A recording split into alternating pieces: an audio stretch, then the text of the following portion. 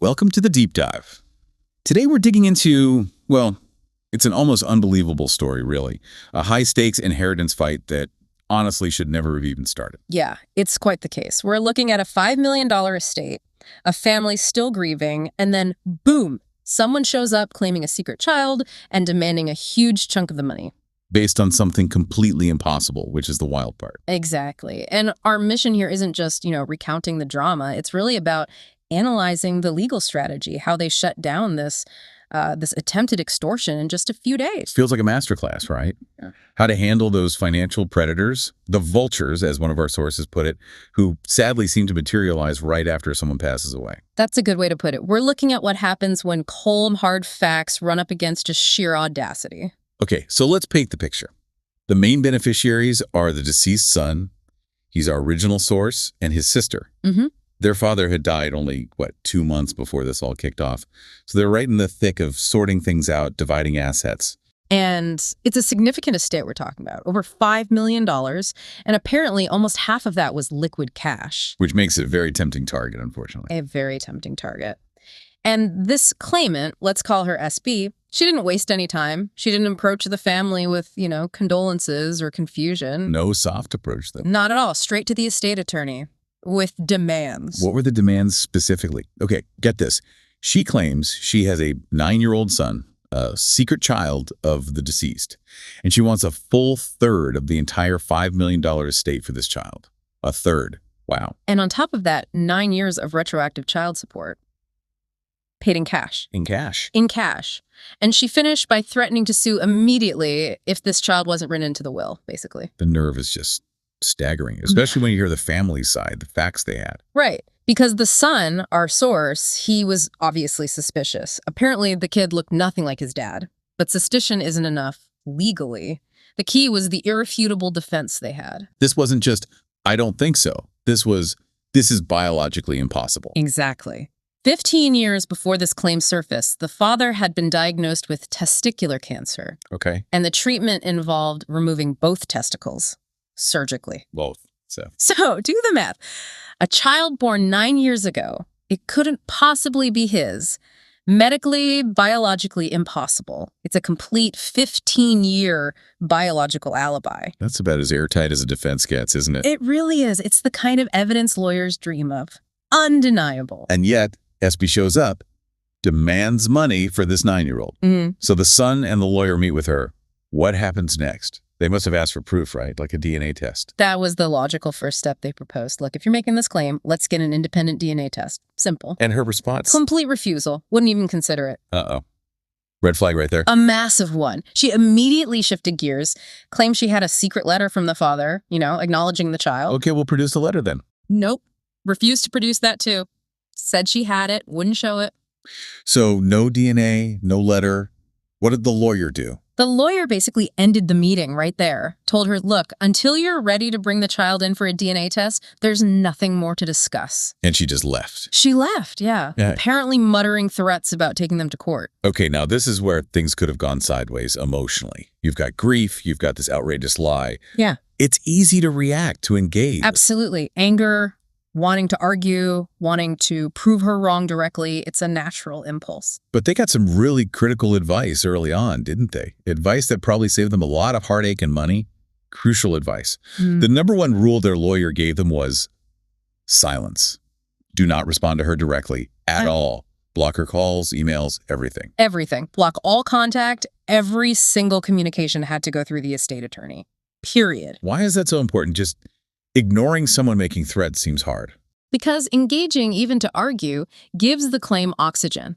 It validates it on some level in the scammer's mind, signals you might be rattled, and it often just gives them the emotional reaction they're looking for to fuel more harassment. So the lawyer becomes the wall. The impenetrable shield, exactly. Let the professional handle it, keep the emotion out of it. Okay, so the lawyer takes over. Yeah. And they don't just sit back, right? They launch a counterattack, not just denying the claim, but a really strategic response. Yes, a very strategically drafted letter. Our sources highlight this letter as the real turning point. It wasn't just a no. It was designed to put maximum legal and, importantly, financial pressure back onto her. How did they do that? How did they make sure she knew they meant business? Well, it was layered. First, they tackled the DNA issue head on. They made a formal, written, conditional offer. Which was? Submit the child for a DNA test. If, and this is a huge if, given the medical facts, if paternity is somehow confirmed, the estate will compensate her according to standard state laws. Sounds reasonable on the surface. It sounds reasonable, but for someone who knows they're lying, that formal demand for a test is actually terrifying because it guarantees they'll be exposed. Okay, so that cornered her on the DNA. What about the secret letter she claimed to have? They didn't let that slide either. The attorney's letter included a direct challenge. Produce this alleged letter immediately. Why was calling her bluff on the letter so critical? It tied into the will itself. Apparently, the will already had clauses dealing with any potential unacknowledged or, disowned children. So by demanding the letter, the lawyer forced her hand.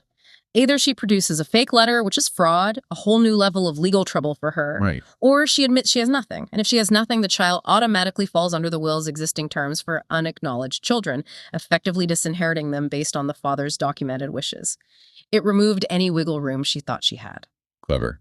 So they covered the DNA, covered the supposed evidence. What else is in this letter? You mentioned psychological pressure. Yes. Then came the warnings. A very strict warning about harassment. Any further direct contact with the son or daughter, the beneficiaries, would result in immediate legal action being recommended against her. Drawing a clear line. A very clear line. But the real masterstroke, the part that showed they understood her motivation was purely financial, was about the legal fees. Hitting her where it hurts. Precisely. The letter concluded by stating very clearly that if her claims were found to be fraudulent or even just baseless, she would be getting a bill. A bill for what? A bill for the estate attorney's time spent dealing with her bogus claim. And furthermore, the lawyer would strongly advise the beneficiaries to pursue legal action against her to recover all those costs. Wow. So the tables are completely turned. Suddenly she's the one at financial risk. Exactly. Think about it from the scammer's perspective. They're looking for easy money, minimal risk. They're betting on the family being too grief-stricken or intimidated to fight properly. The threat of not just walking away with nothing, but actually ending up owing potentially thousands in legal fees, that changes the entire calculation. The lawyer essentially called her financial bluff. Okay, that makes sense. But it still feels incredibly bold to try this scam, especially given the medical facts. Why would she even attempt it? Well, this is where some background investigation by the family becomes really important. The deceased's sister did some digging. And found something. Found something significant. It turns out this wasn't SB's first rodeo. She had pulled, and I quote the source here, the same stunt with another man when this kid was born 9 years ago. The same paternity claim. The exact same claim. And with that first man, she apparently got paid off just to leave him alone. She got hush money. She got hush money, which completely changes how you see this, right? This wasn't some misunderstanding or a desperate mistake. This was a business model for her. It worked once before. So she thought she'd try it again, find another target. Precisely.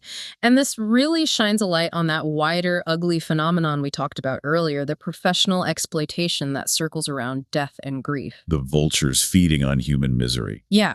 It's not just these one-off dramatic scams. It happens in more insidious ways, too. Our sources brought up other examples. Like what?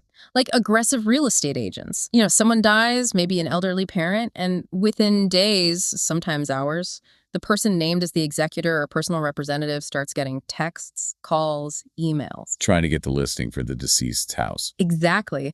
They know the family is overwhelmed, grieving, maybe just wants the administrative burden gone. They prey on that vulnerability, that desire for a quick solution during a chaotic time. That's awful timing. Terrible timing. And then there are the financial predators. Like, think about credit card debt. Right. Relatives usually don't inherit unsecured debt like that. Legally, almost never. But the credit card companies know that.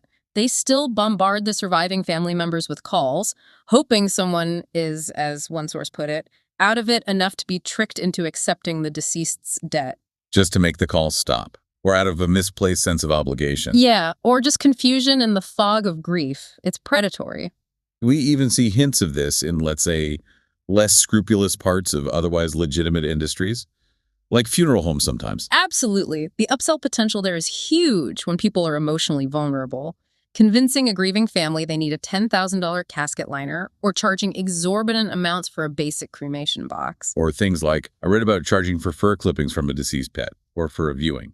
Things that prey on that emotional state. It all comes down to leveraging grief and confusion for profit, and it really highlights the difference in approach between the first man SB targeted and this family. Right. The first guy paid her off. Quick fix, make it go away. Hush money. Convenience, maybe fear, who knows? But he paid. This family, advised by their lawyer, chose resistance. Fact-based, strategic, legal resistance. And that choice seems to have made all the difference in how quickly this resolved. Night and day. Remember that detailed, threatening letter the lawyer sent? Yeah. Just 4 days. 4 days after that letter went out, the entire situation just evaporated. What happened? Did she just disappear? She contacted the attorney, completely retracted everything, claimed she had simply misunderstood the situation. Misunderstood? After demanding a third of $5 million in cash. Right. Suddenly, she no longer believed her son was the deceased child after all, and she promised to cease all contact immediately. No court fight, no attempt to produce the DNA or the letter, nothing. Just gone. Folded like a cheap suit, as they say. It's really interesting why it failed this time compared to the first time she apparently succeeded. It wasn't just the biological impossibility, was it? She was willing to try anyway. No, I don't think the impossibility alone would have stopped her.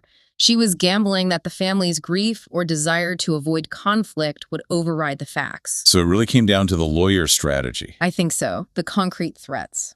Yes, the demand for the DNA test under official scrutiny was likely scary. And challenging her on the letter, boxing her in with the will's terms, that added pressure. But the money aspect was the key. I believe so.